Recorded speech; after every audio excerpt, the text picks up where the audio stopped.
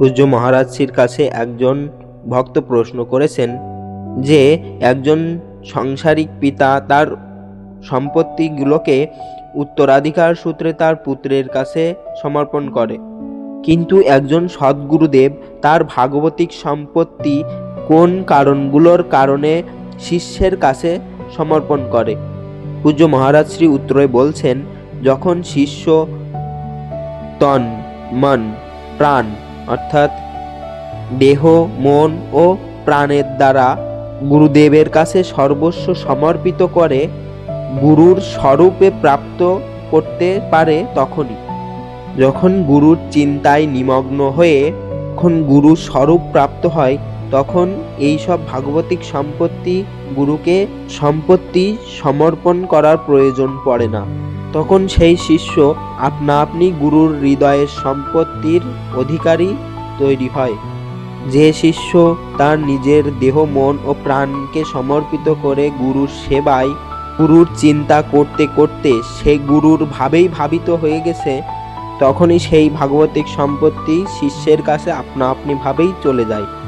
যেমন একটি উদাহরণ দিয়ে মহারাজজি বলছেন, ভৃঙ্গি নামের একটি পোকা অন্য প্রজাতির পোকাকে নিজের ঘরে বন্ধ করে নিজের হুল ফুটিয়ে সেই অন্য পোকাকে নিজের চিন্তন করাতে থাকে।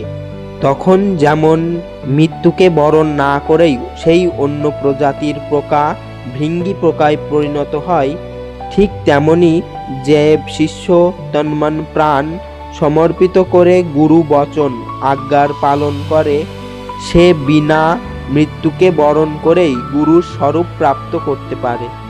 যে স্তরে গুরু পৌঁছে গেছেন সেই স্তর শিষ্যের হৃদয়ে উপস্থিত হয়, কিন্তু তার জন্য দেহ মন ও প্রাণ সমর্পিত হওয়া একান্ত প্রয়োজন। আর যদি সমর্পণ করতে না পারে তাহলে কোনো লাভ হবে না, কারণ এটা কোনো ভৌতিক সম্পত্তি নয়, যা গুরুদেব তোমাকে দিতে চাইলেও দিতে পারবেন না।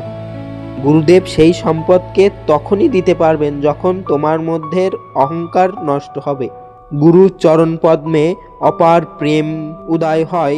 পূজ্য মহারাজ শ্রী একটি উদাহরণ দিচ্ছেন যে দিল্লিতে একসময় আমির খুসরুজি নামের একজন ব্যক্তির ঘরে তার গুরুজি আসছিলেন। তো একজন গরিব ব্রাহ্মণও সেই কথা শুনেছিল যে বাবা সিদ্ধ পুরুষ। তো তিনি ভাবছিলেন সেই গরিব ব্যক্তি যে তার কাছে অর্থাৎ গুরুদেবের কাছে অনেক ধনীমানী ব্যক্তিজনও আসেন, তো আমার কাজও সেখানে গেলে সম্পন্ন হবে। সে গুরুদেবের কাছে অর্থাৎ বাবার কাছে গেলেন এবং দণ্ডবত প্রণাম করলেন এবং সেই গরিব ব্যক্তি বাবাকে বললেন যে বাবা আমার মেয়ের বিয়ে। তিনি বললেন যে যদি কিছু সাহায্য পেতাম আপনার ধনী শিষ্যদের কাছ থেকে। সেই গুরুদেবও ছিলেন নিরপেক্ষ, তার কোনো কিছুতে যায় আসে না। তিনি বললেন যে তুমি পরশু এসো। সেই ব্রাহ্মণ পরশু আবার তার কাছে গেলেন যে আপনি বলেছিলেন পরশু এসো, আর আমার মেয়ের বিয়ে, আমার কিছু সম্পদ তো লাগবে। তখন সেই সদ্গুরুদেব বললেন যে তুমি ধন প্রাপ্ত করতে চাও, তাহলে তুমি আমার এই পাদুকা নিয়ে যাও। আর সেই পাদুকাও ছিল কাঠের তৈরি, কোনো সোনার তৈরি পাদুকা তো আর ছিল না। আর সেই ব্রাহ্মণ সাধুদের প্রতি শ্রদ্ধাও তো রাখতেন, কিন্তু তাও যেন মনে একটু অরুচি হলো যে আমি এই কাঠের পাদুকা নিয়ে কি করব, আমার তো চাই ধন সম্পদ। তো সদ্গুরুদেব যখন বললেন তখন তার সেই পাদুকা তিনি মস্তকে ধারণ করলেন এবং উদাস মনে ঘরের দিকে রওনা দিলেন। রাস্তায় দেখা হলো যে সেই আমির খুসরুজি আসছেন, আর সেই ধনী ব্যক্তি গুরুদেবের অনন্য ভক্ত ছিল। সেই ধনী ব্যক্তি বললেন যে আমার গুরুদেবের সাথে জড়িত কোনো জিনিস আশেপাশে আছে। তিনি গন্ধের মাধ্যমে সেটি বললেন। আমার মনটাও যেন কেমন আনন্দিত হয়ে উঠছে, আমার এমন মনে হচ্ছে আমার গুরুদেবের কোনো বস্তু আছে আশেপাশে। ততক্ষণে সেই ব্রাহ্মণ সেই গুরুদেবের পাদুকা মাথায় নিয়ে নিকটে গেলেন। তখন সেই ধনী ব্যক্তির মনে অনুভব হলো যে হে ব্রাহ্মণ, তুমি কোথা থেকে আসছো? সেই ব্রাহ্মণ বললেন যে আমি সদ্গুরুদেব অর্থাৎ বাবার কাছ থেকে আসছি। ধনী ব্যক্তি বললেন, কি জন্য? ব্রাহ্মণ বললেন, আমার ধন প্রাপ্ত করতে হবে। তখন ধনী ব্যক্তি বলছেন, তিনি ধন সম্পদ দিয়েছেন? ব্রাহ্মণ বলল যে তিনি আমাকে এই পাদুকা দিয়েছেন। তখন ব্রাহ্মণ বলছেন, আমার তো এই পাদুকা চাই না, আমার তো ধন সম্পদ চাই। তখন সেই ধনী ব্যক্তি বললেন যে তুমি ওই পাদুকা আমাকে দিয়ে দাও এবং আমার এই গাড়িতে যত ধন সম্পদ আছে সেগুলো তুমি নিয়ে যাও। সেই ধনী ব্যক্তি তার মাথা থেকে পাদুকা নিয়ে নিজের মাথায় রাখলেন এবং গুরুদেবের কাছে গেলেন।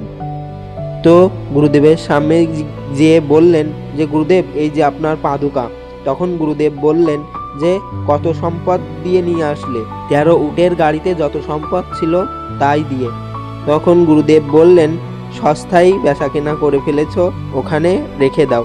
এখানেই এই শিক্ষাটা পাওয়া যায় যে গুরুদেবের প্রতি দেহ, মন ও প্রাণ সমর্পিত করে দিলে যে ভাবনা চিন্তা গুরুর হৃদয়ে চলতে থাকে, সেই ভাবনা চিন্তা শিষ্যের হৃদয়েও চলতে থাকে। যখন গুরুদেবের প্রতি সর্বস্ব সমর্পিত করে দেওয়া হয়, তখনই গুরুদেবের কৃপা পাত্র হয়ে ওঠা যায়। এমনভাবেই এমনি গুরুদেবের সম্পত্তির অধিকারী হয়ে ওঠা যায় না শুধু কণ্ঠী, তিলক ইত্যাদি ধারণ করলেই। যে নিজের অহংকারকে, দেহ, মন ও প্রাণকে সমর্পণ করে গুরুদেবের চরণে, সেই গুরুদেবের সম্পত্তির উত্তরাধিকারী হয়ে ওঠে। তখন মহারাজজির একজন শিষ্য প্রশ্ন করলেন যে গুরুদেবের সম্পত্তি কি? পূজ্য মহারাজ শ্রী বললেন, নিজের ব্রহ্মস্বরূপ সম্পর্কে জ্ঞান লাভ করা অথবা ভগবানের সাথে প্রেম হয়ে যাওয়া। যদি সেই ভক্ত ভক্তির পথে চলে তাহলে ভগবানের সাথে প্রেম হয়ে যাওয়াই, আর যদি সেই ভক্ত জ্ঞান মার্গের অনুসারী হয় তাহলে নিজের স্বরূপকে চিনতে পারা।